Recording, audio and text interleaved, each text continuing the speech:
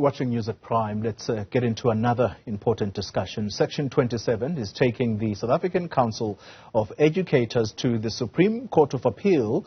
This is in a bid to force it to strengthen its corporal punishment policy, and it comes after 2 teachers were fined and handed suspended sentences by SACE in 2019. Let's discuss this now with Section 27's senior attorney, Demi Petherbridge, who joins us this evening.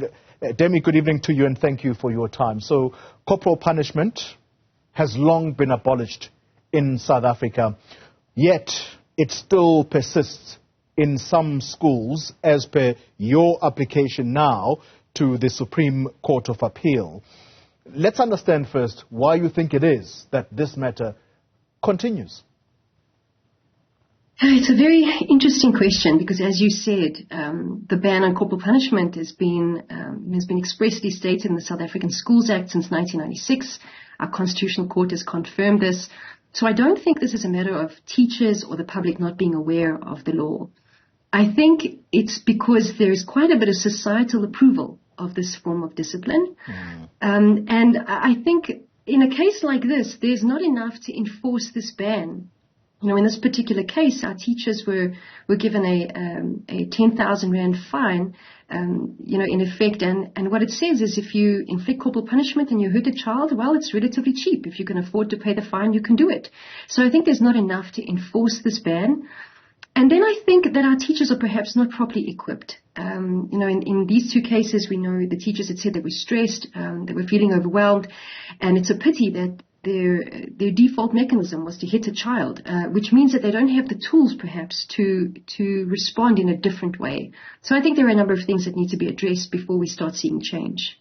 So, very interesting point you make in that first response, that there is something of a societal approval. How rife is corporal punishment in some schools? And can I also perhaps complicate that question and ask you, in which sections of our communities does this kind of behavior persist from teachers? That's an interesting question. I think it is extremely rife. We have an advice desk clinic, and we see issues of corporal punishment coming in all the time. And sometimes learners don't even know that what they've felt was corporal punishment. So there's a lot that goes unreported. So we see it ourselves on the ground as being very, very rife.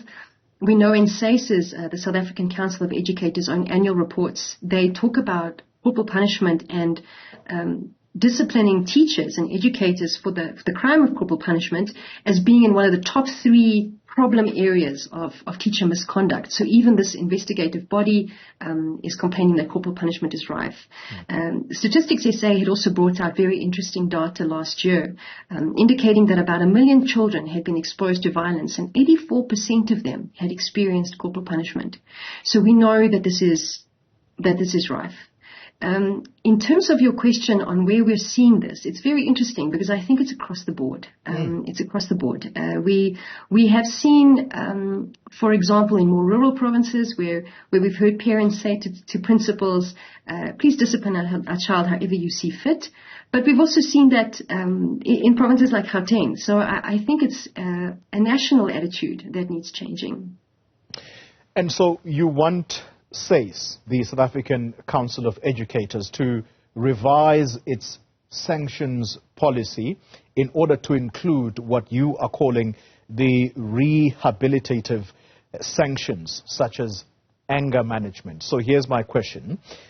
Do you believe that there are some elements of corporal punishment that can be blamed on the teacher's ability or perhaps inability to regulate his or her emotions? Definitely. I think that's what it comes down to. When you hit a child, it's usually out of frustration or anger or to punish that child. That is not a considered form of punishment. I again have to look at the 2 cases that we had. These were small children. They were in primary school. It was a matter of forgetting a textbook at home. And the teacher had lashed out and hit our one learner on the head with a PVC pipe. The other one was slapped across the face. I think those kind of cases illustrate that these are teachers that are not able to control themselves, perhaps, in those kind of situations. And so why should such individuals dealing with such young children be allowed to continue in this profession, because they not only were fined, but they received suspended sentences, which allows them to go back and teach the children? Yes, so this was the unfortunate thing for us, and one of the reasons why we went to court. Because as you rightly pointed out, what we had determined through the litigation was that SACE was using this mandatory sanctions policy. It was an internal policy that they were using, very much cookie cutter approach. If a teacher had done X, they would get Y. And in terms of corporal punishment, if they had hit a child or assaulted a child, they would get the sentence that our two educators got. They would get they would be struck off the roll, which means they're not allowed to teach. But this was suspended for 10 years, which meant that if they were on good behavior for 10 years, they could continue teaching, and then this fine of 15,000 Rand, of which 5,000 Rand was suspended, which was a fine of 10,000 Rand in effect over a period of a year that had to be paid back.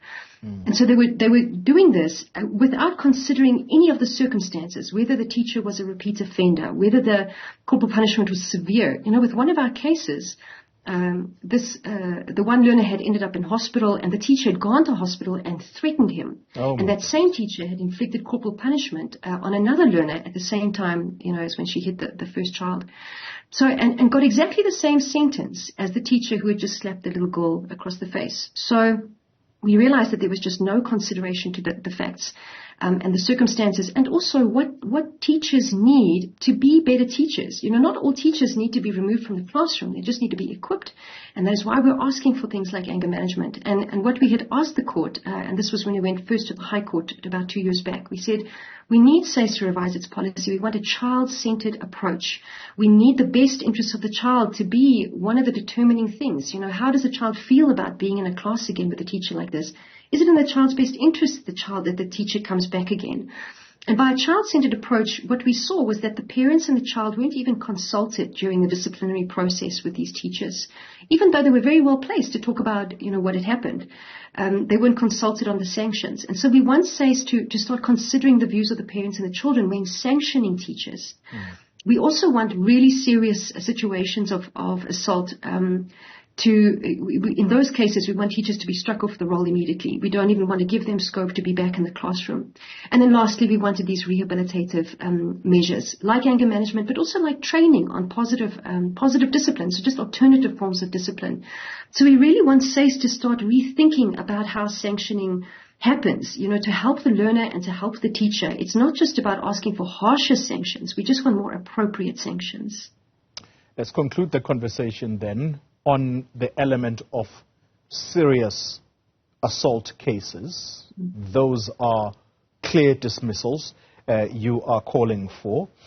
How much buy-in do you have from stakeholders, and how much buy-in do you have, including feedback from the very South African Council of Educators that you are taking to court?